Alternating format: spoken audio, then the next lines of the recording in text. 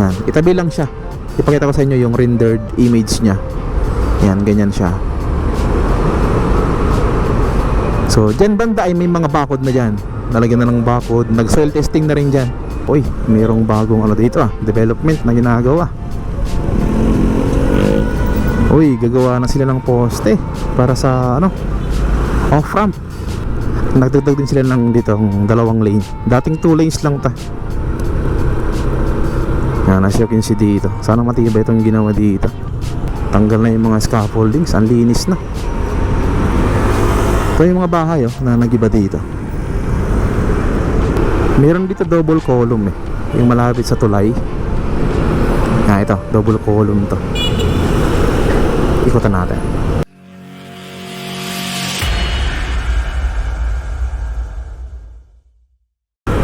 Good morning guys. Dito tayo ngayon sa may tapat ng Plaza Azul, dito sa ilalim ng Nagtahan Interchange ng Skyway Stage 3. Ayan. At may ito nyo dyan sa harapan natin. May mga truck sila ng barrier yata. Hindi ko lang alam kung mag-umpisa na silang maglagay dito ng bakod. Kasi dyan may mga scaffolding sila dyan. Tsaka parang siya, korte na bakod yung parang nilalagay sa NSCR. Yan, not sure kung para sa NSCR yan or para dito. So abangan natin kung tong dito. Itong mga truck dito na nakaparada. Yan. So bali ngayong araw ay mag-update tayo dito sa ginagawa nilang on-ramp dito sa Quirino Interchange. Ano pa rin to? Parte pa rin to ng Skyway Stage 3. Yung mga rampa na hindi pa nagagawa. So ngayon ay ginagawa nila. Hindi ito na isabay nung nagbukas itong Skyway Stage 3. Kaya yung mga may right of way issue ay hinuli nila sa paggawa. So yan, dyan sa may left side natin, dyan lalagay yung station ng NSCR Paco Station. Ayan itong luma yan na building. Hindi ko lang alam kung lumang City Hall yan. Malaki yan, itabi lang siya. Ipakita ko sa inyo yung rendered image nya. Yan, ganyan siya. So dyan banda ay may mga bakod na dyan. Nalagyan na ng bakod. Nag-soil testing na rin dyan. Pero wala pang dyan, mga poste. Ito naman sa right side natin, ito yung Plaza Dilaw. Yan, nakita natin dito na puntahan nga natin. Parang pwede pumasok Ayan siya.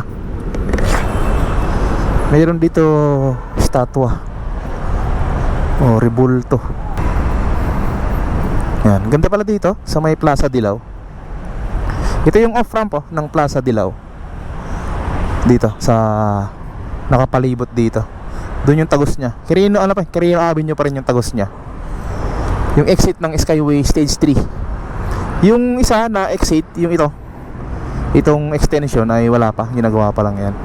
Putol doon sa dulo. Diretso yan sa may bandang UN Avenue. Ito yung Plaza Dilaw.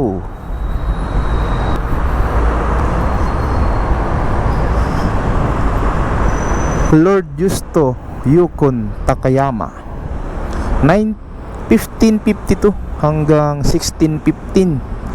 So matagal na pala to.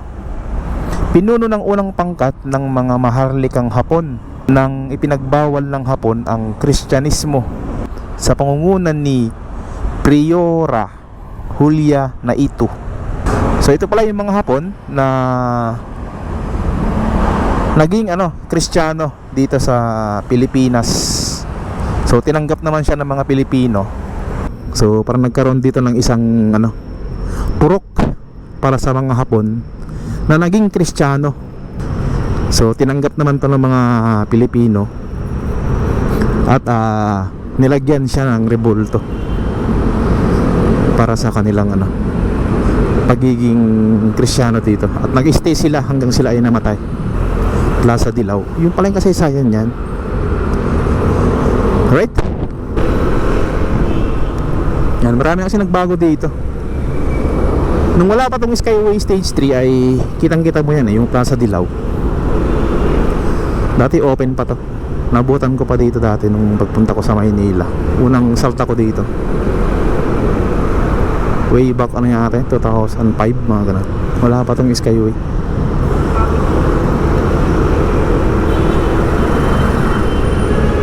Open na open pa to dati. Ngayon ay marami ng improvement dito, nagbago.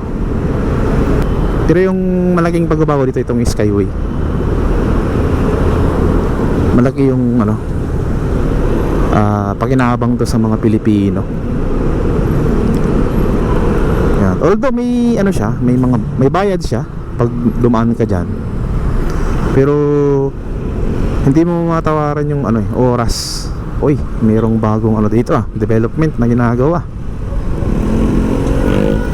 Uy, gagawa na sila ng poste para sa ano, off-ramp. Ito kasi yung off-ramp ng ano, yan, yung galing sa norte, dito ka mag-off. So ginagawa na nila, yan as you can see. Naghukay na sila ng mga para sa poste o pier. Ayos to.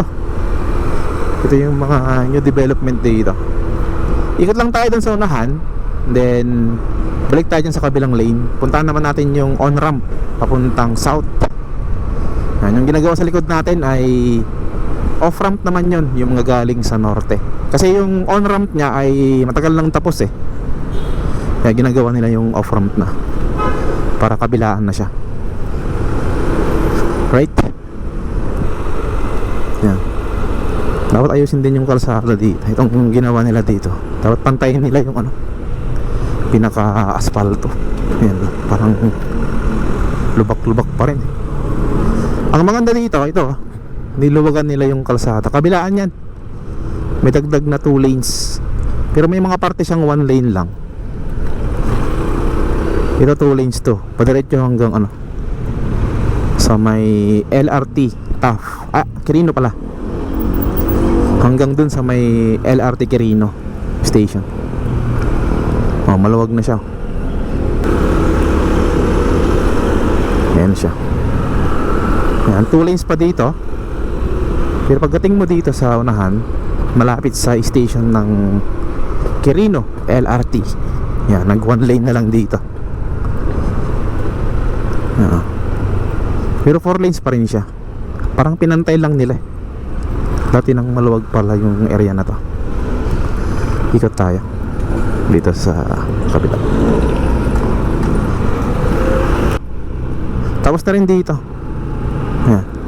Nagdagdag din sila ng dito 2 lane. Dating 2 lanes lang ta. Yan, as you can see dito. Sana matibay itong ginawa dito. Parang kulang sa semento. Yung iba nababakbak na. Yun. Diyan parang kinulang siya ng semento. At dapat ano to, lagyan na rin nila ng ano, asfalto. Dapat para maganda tingnan. Pati rin dyan sa unahan natin nag-widening na rin sila sa may parte ng Yamaha yata yan. Hanggang dun na yun sa may on-ramp. Marami na rin ano dito, marami na rin dumadaan dito sa parte ng Quirino, packet ng Skyway. Dati walang gaanong ano dyan dumadaan kasi hindi pa nalaman.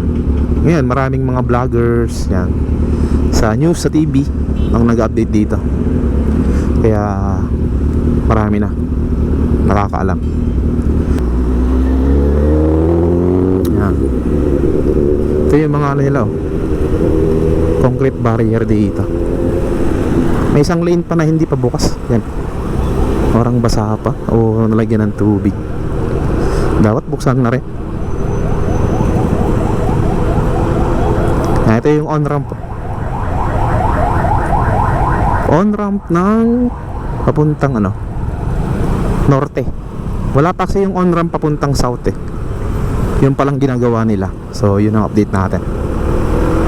Pag natapos yun, yung on-ramp papuntang south ay malaking ano yan, ginawa. Hindi na sila iikot dun sa may ano, ilalim ng Quirino, doon sa may nagtahan. Doon yung isang on-ramp niya, on-ramp ng ano, Skyway puntang south. Ito naman yung ano, sa taas, yung nakaabang para sa SALEX o Southern Access Link Expressway, yung dadaan sa may Roas Boulevard. Kung galing sa R10, dadaan sa Roas Boulevard, papunta sa ano yun, papunta na sa SLEX.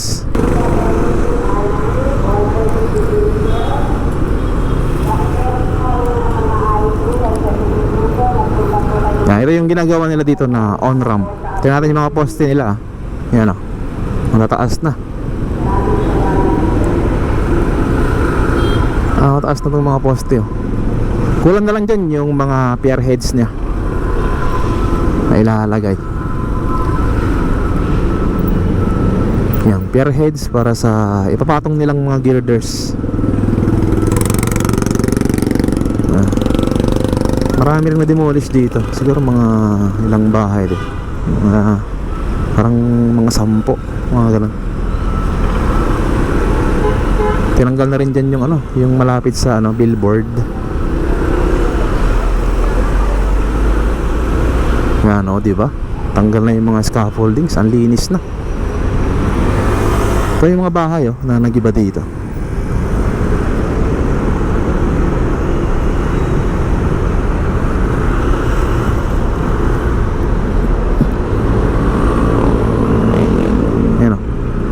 Marami rin to, yun sa ilalim meron din doon na ano, nagiba.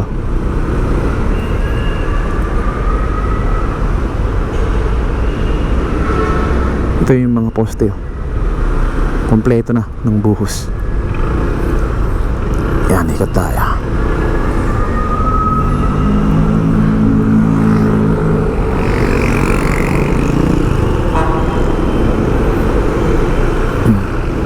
Meron dito double column eh, yung malapit sa tulay.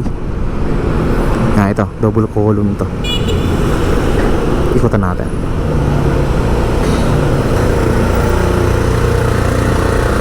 Yan, double column. Ito tayo sa baba.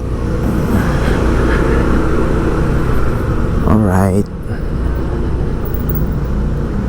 Hindi ko dala yung drone ko. Ayan siya, double column na pier.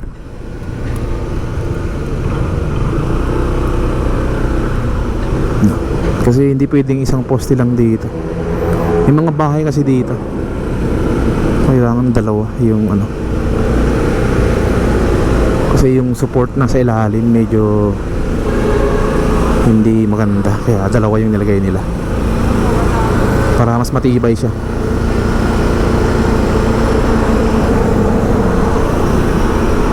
Tapos meron pa dito tatlong poste. Yan o, 4 yata, 3 lang. Ito yung pinakalas na. Ito na natin.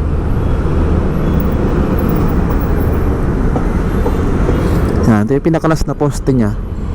Ito na yung kukonekta dito sa may Skyway Stage 3. Maglalagay dito ng butas o tapisan tong pinaka ano nya, wall nya dito, o parapet wall. Yan.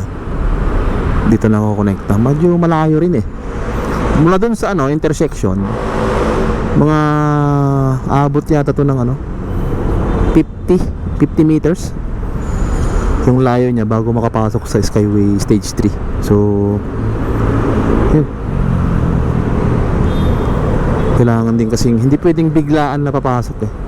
Kailangan medyo malayo pa siya para magkaroon siya ng momentum para makapasok sa Skyway.